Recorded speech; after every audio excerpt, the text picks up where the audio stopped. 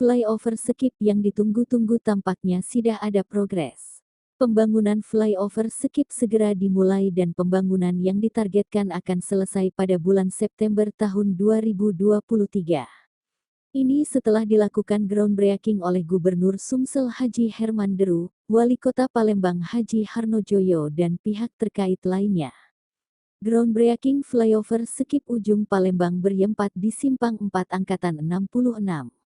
Palembang atau tepatnya di titik bekas kantor Camat Kemuning Jalan Basuki Rahmat, Selasa tanggal 7 Juni tahun 2022. Gubernur Sumatera Selatan Haji Herman Deru mengatakan, pemerintah provinsi bersama kota dan Kementerian Pekerjaan Umum bersama-sama bersinergi untuk membangun infrastruktur secara bertahap. Di mana perlu diketahui setelah 2 tahun lalu keuangan kita harus dilakukan terhadap penanganan COVID-19, sehingga banyak sekali dana untuk pembangunan infrastruktur harus dialihkan terhadap kesehatan warga, ujar Deru. Selain itu Herman Deru juga berharap agar pembangunan flyover Sekip ini dapat segera selesai mengingat pembangunan yang dilakukan di ruas jalan dan tidak ada pengalihan arus lalu lintas jalan. Saya minta kepada kontraktor saat pembangunan nanti, perhatikan juga lalu lintas karena kita tidak ada pengalihan arus. Jadi tolong perhatikan agar lalu lintas tetap normal. Jangan sampai memakan badan jalan dan gunakan seefisien mungkin, ujar Deru. Ia menambahkan, untuk saat ini sudah 99% telah bebas lahan.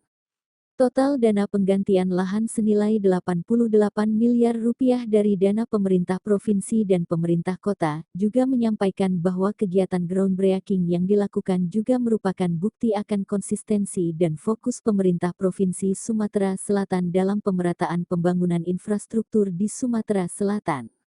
Pembangunan ini tentunya harus mendapatkan dukungan dari masyarakat dan kami juga berharap kontraktor dapat menjalankan shift kerja yang lebih, khususnya pada jam malam yang arus lalu lintasnya tidak terlalu padat, tambah HD.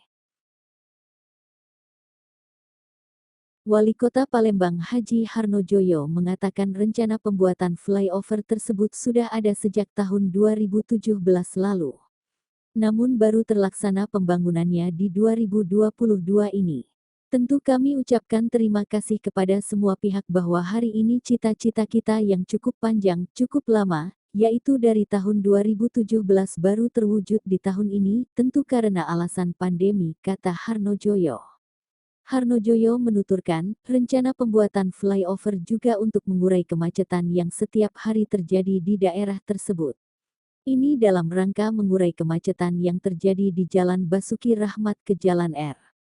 Sukamto, dan mudah-mudahan proyek ini bisa cepat selesai tepat waktu, kata Harnojoyo.